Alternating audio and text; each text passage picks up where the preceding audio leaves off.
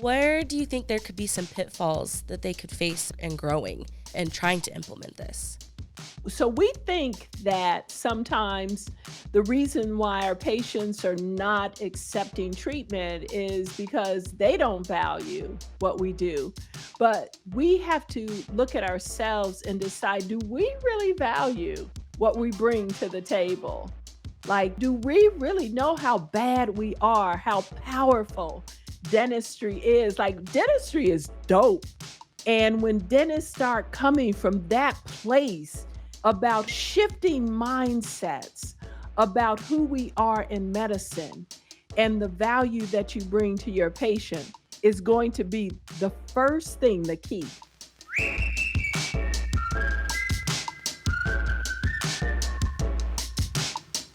Hi, everyone. Welcome to this episode of the Happy Practice Playbook. I'm Mo Jones, and in each episode of the show, you'll hear conversations with dentists, office managers, staff, and specialists who know how to create a happy practice. Today, we're joined by Dr. Hazel Glasper, who has 20 years of experience and a top producer and collector in the dental industry. She also has a model of health function and aesthetics that has helped define her as a physician of oral cavity, and it's also something that she coaches on as well. Welcome to the show, Dr. Glasper. Hello, hello. Thanks for having me. Excited to be here.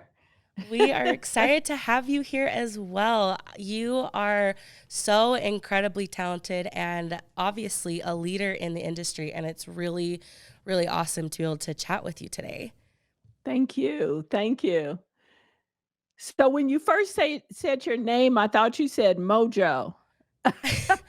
You know, I that love was it. I that was love one of it. my names in high school. Just combine the first part and last part of my name. Yes, yes, yes. Ain't no That's what I mistake who thought they about. who they looking for. Looking for Mojo. That's me. I'm here. Yes. Yes, man. Good times thinking back on high school. Whew. Well, Dr. Gosper, we always like to start our show with just a statistic. So, our statistic today is 40% of dentists think that cost and income will be the biggest challenge facing their practice. What are you seeing as some of the biggest challenges dentists face in their practice? I think one of the biggest challenges will ultimately lead to being fearful of not having enough income is not creating enough value for your patients so they're accepting of your treatment recommendations. And the other thing would be not diagnosing enough. So you actually have the work, right? And we're not diagnosing things that our patients don't have.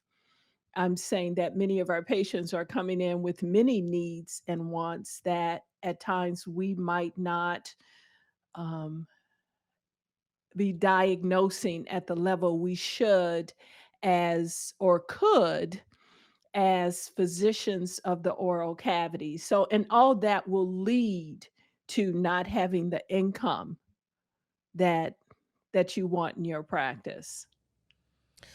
So when I think about the dentist or when I think about people talk about the dentist, I think there's a concern that sometimes when they go in and they get diagnosed, that maybe they're being overdiagnosed, that that's not something that's really wrong with me. They're just trying to get more money out of me. So how would someone overcome that if they really are trying to diagnose those patients with those issues without coming across as being untrustworthy or trying to scam their patients? Okay, so let's think about that. You go to the nephrologist, you go to the cardiologist. I don't think they're in their heads thinking that if I tell this person they have, uncontrolled hypertension, they have partial occlusion, that they might not believe it. And and so maybe I should phrase it in a certain way that they'll be more receptive. I I go back to we're not we talked about this briefly before we came on. I'm not just a dentist. I am a doctor. I am a physician of the oral cavity. Every day that I treat a patient, I am practicing medicine. So I come from a place of authority and confidence. And if the patient needs the treatment, they need the treatment. And there is no to me, I'm not going to second guess myself about that. There is a definition around oral health that the industry has created. And the definition says that a patient should not have dental decay, missing teeth, poor aesthetics, oral infection, oral cancer, gum disease, anything that limits their ability to speak, chew, smile, and function.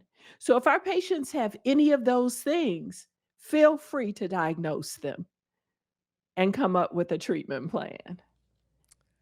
Okay. It's funny as you're explaining all of that includes for that oral care.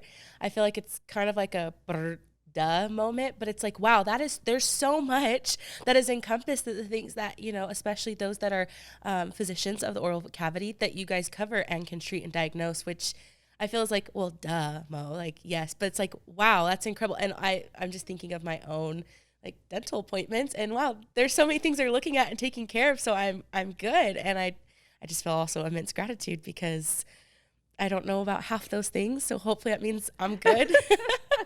Well, and if you have any of those things, as doctors, we have the ethical responsibility, just like any other doctor, to share that with you. So that goes back to maybe they feel like they shouldn't be diagnosing, or maybe the patient might think we're overdiagnosing. Either the patient has the issue or they don't. And if they have the issue, you have the responsibility to share it. So diagnose more and create the value for the patient, and the income will come. So how would you recommend that someone creates the value? How would they even go about doing that? How you create value for a patient, one is spend time with that patient and figure out why they are there, their dental IQ, because a lot of people have perceptions about dentistry and they do not, some of them, value dentistry other than getting a simple filling or teeth extracted or some tooth replacement. Now we've come a long way, and people are growing in their understanding of the oral systemic connection, and they're growing in their understanding and value of a dentist and the role that they play in their overall health care. But you create value by helping them understand that this goes beyond teeth, that I am here to improve your health. I have the ability to improve your diabetes, to improve your cardiovascular problems, your hematological problems, to diagnose cancer. I have the ability to restore your bite and take away the discomfort with your joints and your muscles. And I have the ability to help you sleep better. I care about you. Uh, and I'm spending time with you. I'm not running from room to room trying to see 1,000 patients. I am focused on you, and you differentiate yourself when you practice in that way, and people are very receptive to it. And it sounds too when you're on that value and the care of the patient that you're kind of closing in your pool of how many people you're seeing, but you're going more in depth with them. And so that would you say that's also still going to help you obtain that income that you're wanting, even though you're not maybe seeing as many patients? Oh my goodness. So one of the metrics that has differentiated me is I see very low volume. Like, I don't have to see a lot of patients to create a great income in my practice and create great treatment outcomes. So, absolutely, it's about dealing with the patient right in front of you. You don't need 50 new patients a month if you're a solo practitioner. As a matter of fact, you can't effectively, I believe, treat 50 new patients a month comprehensively unless you have other doctors in the practice. You you need time to really, patients need to trust you, and they will only invest if they trust you. You know, another thing, and this is really not trying to plug weave, but talking about creating value. I would call my patients every single night for years after an appointment and check on them. I did that for years. That creates value, because how often do you call a patient and check on them? Now, mind you, that was a lot of time. And when Weave was created and we brought it into the practice, I could text patients, and patients were really receptive of that. Hi, Dr. Glasper here. How are you feeling following today's appointment? I would get an immediate response. Thank you so much, Dr. Glasper. I wouldn't have to wait until they got home. It was immediate. Another thing is, I know my patients because I have a very small patient base in that way. And I would say, I know your daughter had a tournament today, would text them, how did it go? And they were, oh my goodness, Dr. Glasper, it went well. Thank you so much. Creating value, creating value. So there are numerous ways to create value. I think it's really great that you're creating value outside of just what you do. So instead of, besides just following up about someone's appointment, how they're doing, you're utilizing your resources to create value and following up and being very personal with the patient, which I'm thinking if any of my physicians were to text me that, I would just be like, "Oh my goodness." I would be so touched. I would be surprised cuz I don't think a lot of physicians do that. So but I would definitely feel valued and be like, wow, this place is great. I'm definitely coming back forever. It doesn't matter. Whatever I need, I'm going to figure out whatever they can do that I need because I'm staying here. Right. And you'll refer patients as well, because it's a different environment. But I'm the type of doctor. If my patient is sick in the hospital, I go to the hospital and sit with them. I go to my patients' weddings and their funerals and their baby showers and have lunch with them. And it's a totally different. But that's me. You know, it's the climate that I've created. that that's wow. I'm just thinking of Crazy, all these. right? My mind is blown with all these things you go to, how involved you are. And I think that's phenomenal.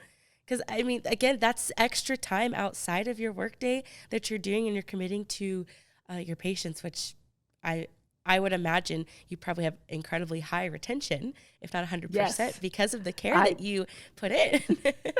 That's one of the other metrics that's important about my practice model. We don't lose a lot of patients out the back door. We have high reappointments and retention.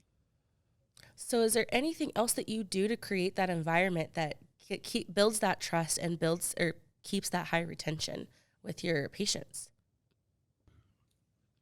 I have a team who's been with me for some time.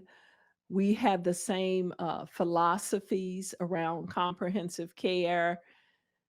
We have the same philosophies around dentistry being a branch of medicine and taking care of our patients.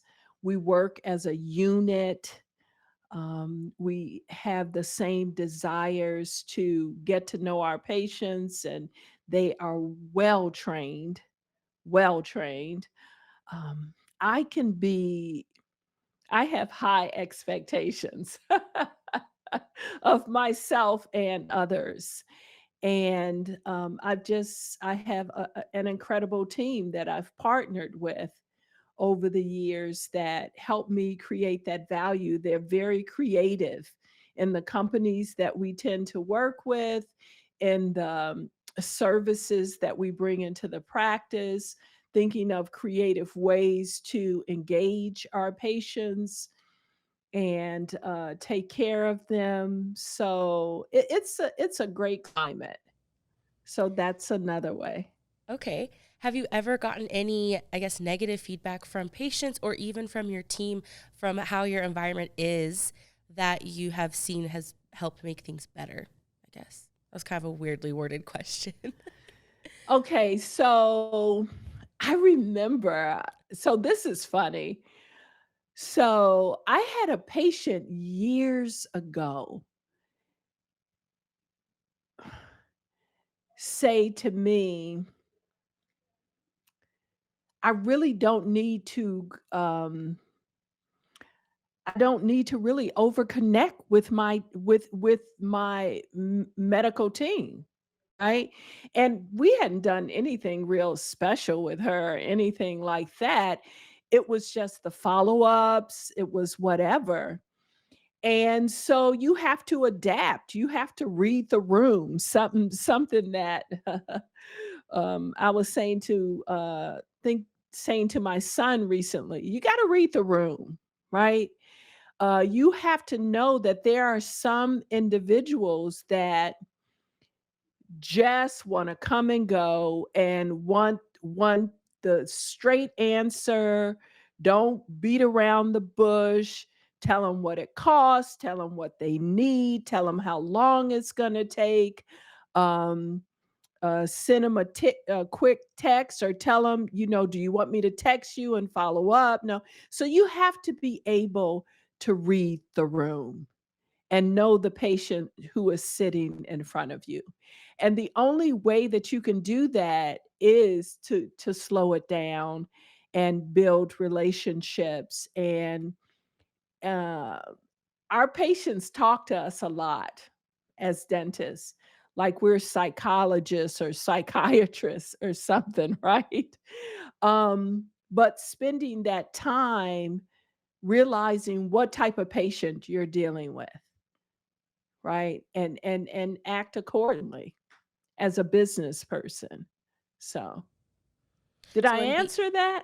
Yeah, I think so. And Okay. I think Okay. I think what you're saying too is when you are intentional with your patients, you're able to read the room and course correct. So if maybe what you're doing generally isn't working for them, you can quickly adjust and meet their needs and be able to move forward. Right? Exactly. It's all, Perfect. it's all about Well being put. intentional. Take the time to be Well put. intentional. It's That's going to why. save you time Take the later. time.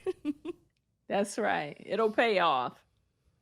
So, for our listeners, so they're listening and you've got this great model of how to have a really great practice that's going to bring income and to also create a great environment for your patients and staff. Where do you think there could be some pitfalls that they could face as and growing and trying to implement this?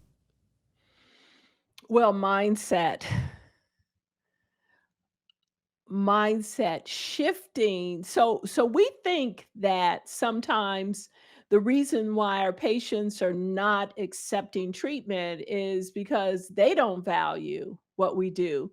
But we have to look at ourselves and decide, do we really value what we bring to the table?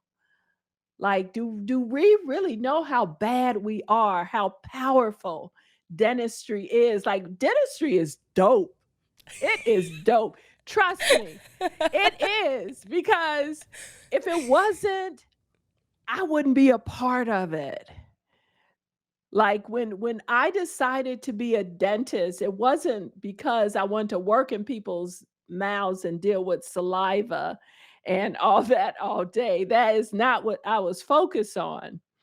As a woman who got her education from some around some powerful African American women at Spelman College in Atlanta, I learned or came to realize that over time that dentistry is it's amazing and it has such reach.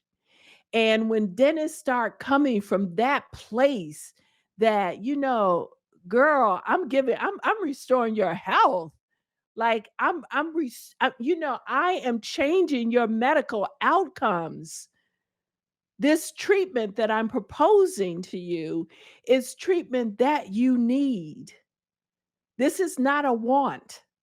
This is treatment that you need. So, shifting mindsets about who we are in medicine and the value that you bring to your patient is going to be the first thing, the key to better leadership and better case presentations because you're showing up with confidence and authority, right?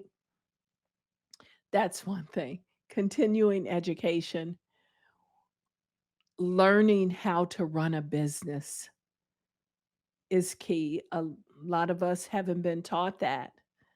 I was taught that very early in my career by some very, very dynamic business men and who were brutal, who were tough as hell.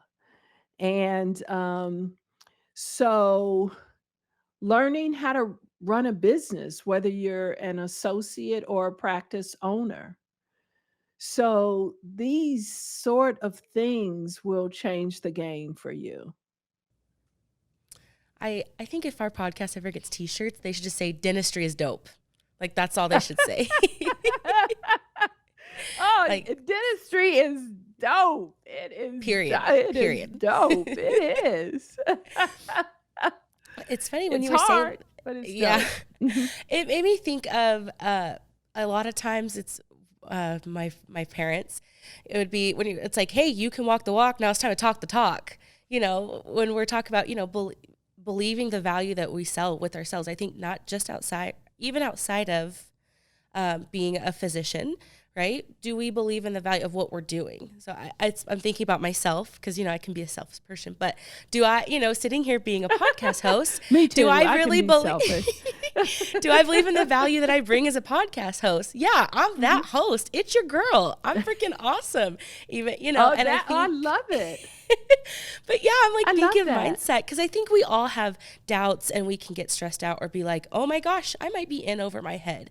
But at the end of the day, knowing that the end goal or I truly believe and value what I'm bringing to whatever it is important, and I'm a baddie at it, and going into that, and I can already see the different mindset versus maybe when I'm like, I'm just like a mediocre podcast host. I'm that girl, and I'm here. Oh, What up?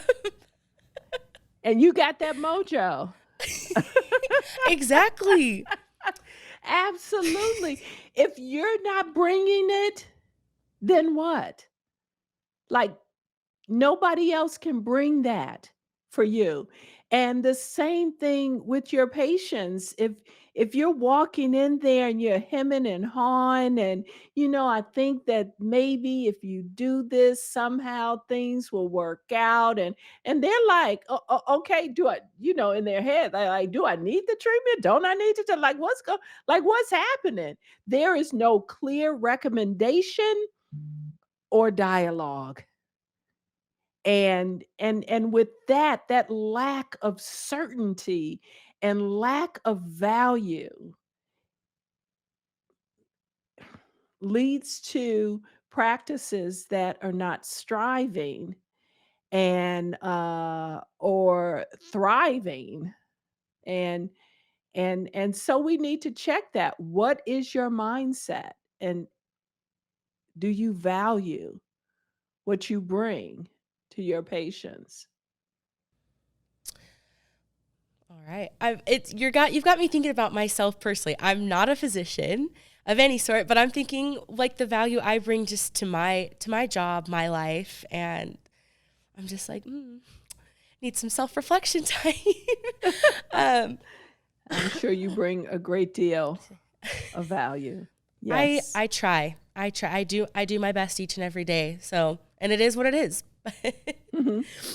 It is. um so if we have someone who has this confidence and they're bringing value, maybe it's outside of their comfort zone of being able to project that confidence all the time, right?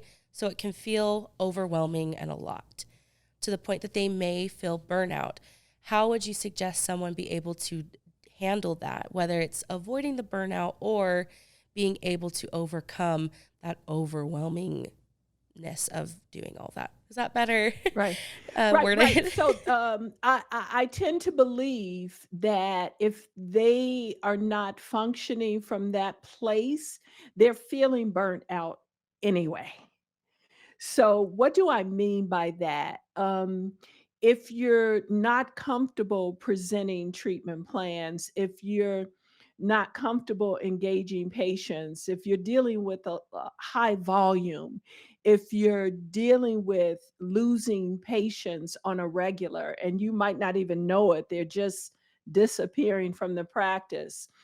It's that leads to loss of income, it leads to maybe not being able to meet your expenses, it leads to production and collection inconsistencies, it leads to burnout versus um shifting to a what I consider a more positive stance that dentistry is dope, that you lucky as hell to have me as a dentist because I'm going to create value for you um, in your life. I actually have a mindset coach on my team, a business mindset coach, and she is phenomenal. So, dentists who are working through how do I become more confident? How do I deal with burnout? How do I deal with um, these things that are impeding the growth and success of my practice? You got to get a business mindset coach because all of us go through times of having to go outside of our comfort zone or being uncomfortable or feeling insecure or all of that. That's part of being human. It sounds like too that everyone's going to have a different, I guess, bar for where they're at. That it doesn't necessarily have to look like yours for them to be successful. There are still ways that they can grow outside of their comfort zone without having to, I guess, go to Mount Everest to grow. They can kind of scale smaller peaks first before just overwhelming themselves and just going straight to top if that's not who they are, I guess, right? Right. So you just make what I love about my practice model. It has a range of things that you can implement that will increase um, get you to the place where you don't have to rely on low reimbursing insurances or have to deal with high volume. But it's about taking small steps, strategic steps that works within your practice model and within your comfort zone that is going to deliver results, right? It doesn't have to be all or none. I'm not trying to create a bunch of Dr. Glaspers. That's not what I'm trying to create. Because people are doing well all by themselves and they bring their own flavor, their own style of communicating and all of that. And that authenticity will always be the thing that will promote the success of whatever you're involved in. So I would never want to take that from anyone. So, you might need to pivot here, pivot there, and get different results or results that you seek. I feel that that brings just back kind of what we talked about first is, the value you bring individually as a physician and standing out. So I think a lot of times, even everyone, we compare ourselves to others when really we should just be looking at where we're at, the value we bring as an individual, and elevating on that instead of comparing. Yeah, we can take things from here or there to help us grow. But if we try to just copy somebody else, I don't think ultimately we're never going to be successful because we can't be that person and they can't be us. Right.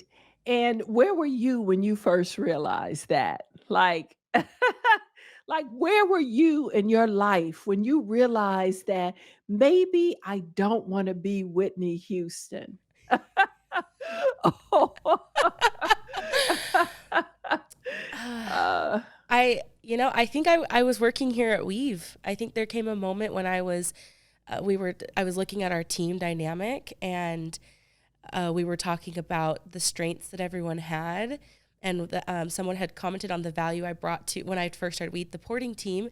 And I was just like, I did that all on my own without even because it was a new position. I had just changed careers too, and I was like, oh my gosh, I wasn't trying to be like anybody else. And look at all this great things that I can do. That this is me. This is Mo Jones. She's yes. freaking awesome, and can't Yeah. nobody beat her.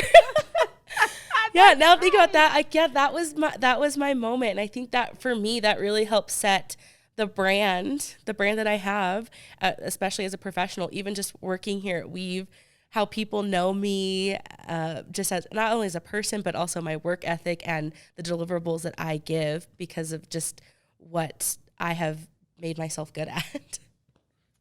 That's when you come into yourself, and here's my question to you. Another question is, it's a day by day thing, right? Sometimes you have to keep reminding yourself you are good just as you are. Yeah, this person has is so creative and can use these 12-letter words in every sentence, and maybe that's not you, and you have to remind yourself, but what I bring they can't bring. So yeah, it's Yeah, a nice place to get to in life. it's definitely a daily thing, though. There are definitely some days, probably weeks, that I'm like, I am good at my job. I am good. I bring this value. I do these things, even though maybe it feels like I'm going to implode and oh my gosh, I'm in over my head. It's like, no, I'm good. I'm here for a reason. I do the things that I do because I bring value and because I believe in them. And it's like, yeah, Yes. that's right. It's true. It's true. We're It's we're true. getting a nice little peep in the day of a life of Mo. Mhm. Mhm. Mhm. Yes. So, kind Yes. of talking about kind of that daily things and reminding us, how else have you overcome challenges in your career? Very strong work ethic. So, along with having a strong mindset, which I contribute to my faith, I contribute to my upbringing, I contribute to my position in the family as the only girl and the youngest, and feeling very protected and loved. Um, so, strong mindset, work ethics, and continued development on who Hazel is, and realizing, because I'm a perfectionist, that there is no such thing as perfection, and giving myself a break, and and Going outside of my comfort zone when I know it's time, going to that next level. How So, how often do you say that you get those moments where you know it's time to grow and get out of your comfort zone? daily. No. No. Well, I don't know, but I'm there now. I'm there now. I'm at a place in my career. I know that some decisions need to be made. I'm an empty nester now. And so I know it's time that I can do more things than I have been able to do before. Um, how do you know?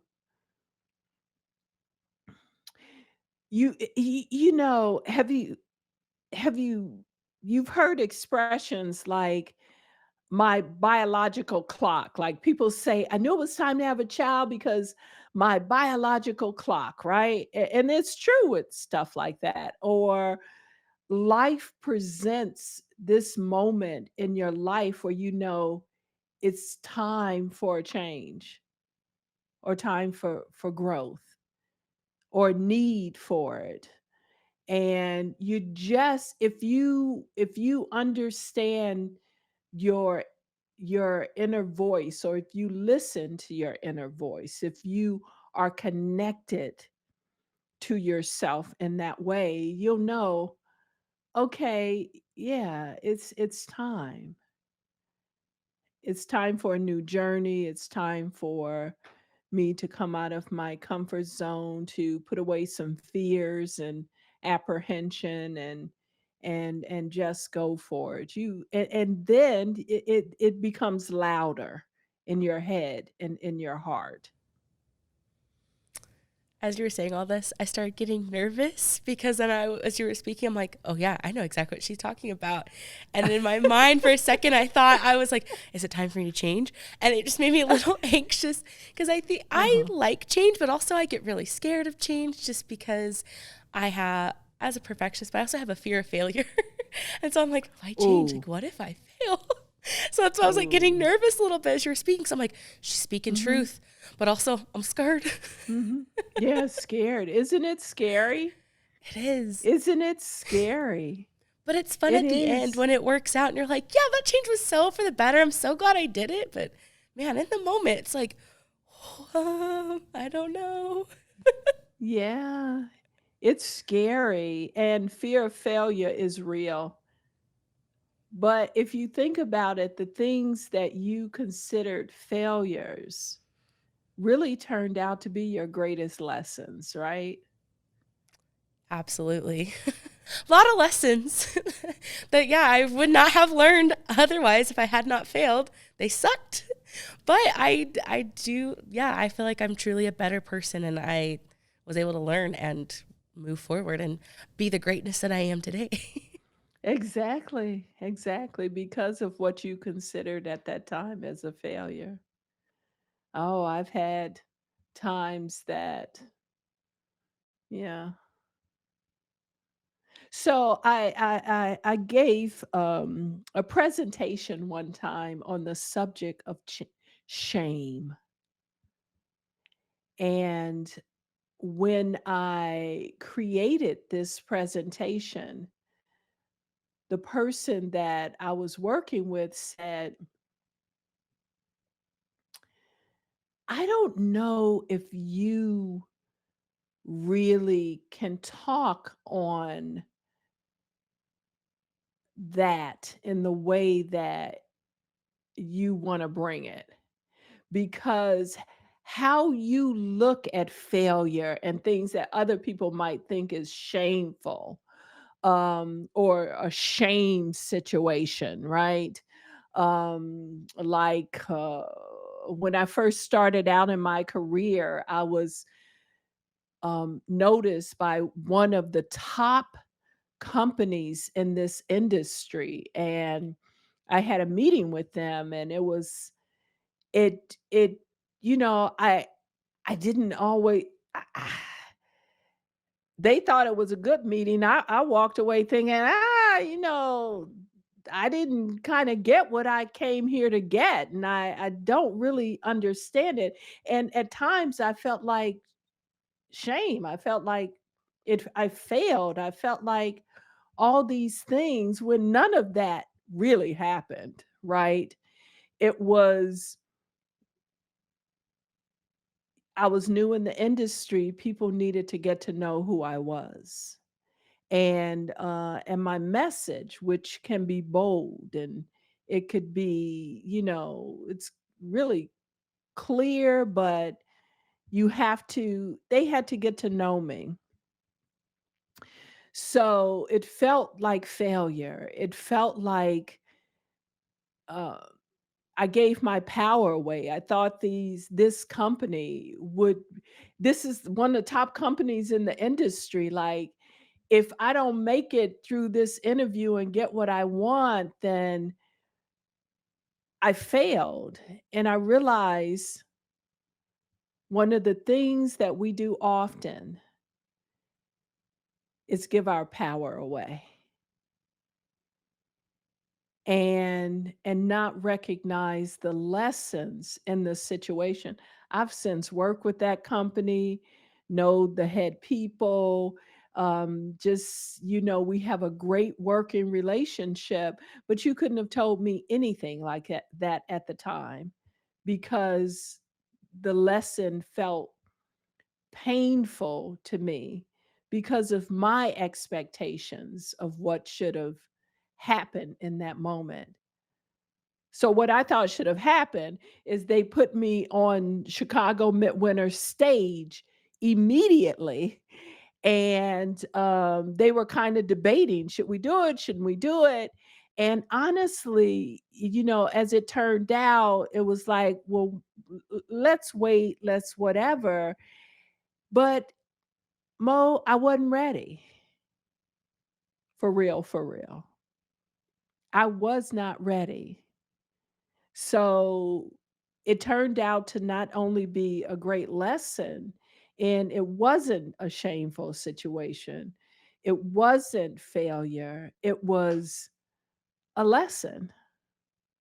And it turned out for my good. So, That that's just making me think of all the times I feel shameful too, because I get embarrassed super easily.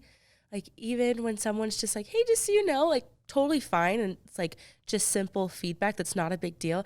I immediately feel embarrassed. I think it's because I'm a perfectionist. I'm like, "Oh my gosh, I'm the worst person. I did something wrong." But now, as you're reflecting on it too, I think a lot of those times, yeah, those are all good moments for me that I've learned from as well.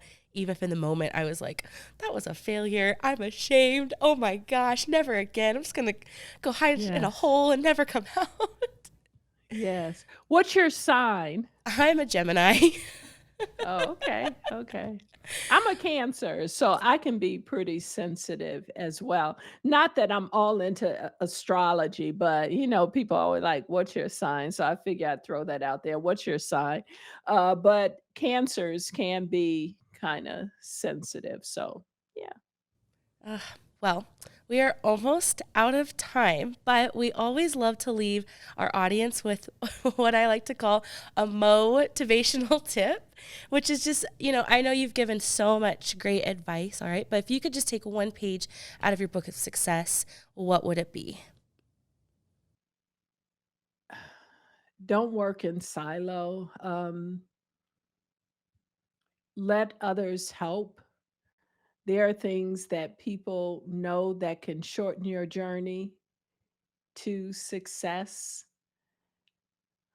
There are people to work with that can, companies, people that can make all the difference in your day-to-day operations and your fulfillment as a dentist or a team member or hygienist or whatever. So work with individuals that you can feel vulnerable with, you can grow with, that could support your journey, who are like minded individuals and who care about you. That is great. Asking for help is not weakness. To all of our listeners, asking for help is not weakness. Something I'm still learning, but very important. Well, that is a wrap for today. Dr. Glasper, thank you so much for being with us. Thanks to everyone listening. Don't forget to join the Happy Practice Playbook Facebook group, where we'll be discussing this topic more and sharing other helpful resources to help you keep your people happy. And as always, I'll be posting to get all of your tips and tricks as well. If you liked what you heard today, hit that subscribe button so you don't miss out on the next episode. We hope you'll join us next time. It's your girl, Mo Jones.